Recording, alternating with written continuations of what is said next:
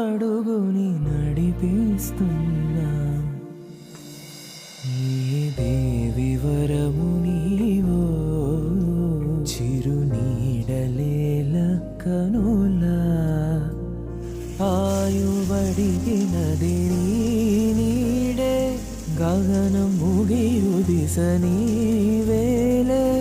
గాలి కెరటమై సోకినావే ప్రాణవాయువే నావే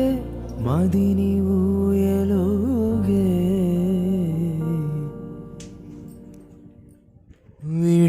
విడివిడిగానే అడుగులు ఉన్న విడిపడలేని నడకలలాగా ఎవరు రాయని నాన్న కథ ఇది అడుగు అడుగుని నడిపిస్తుంది.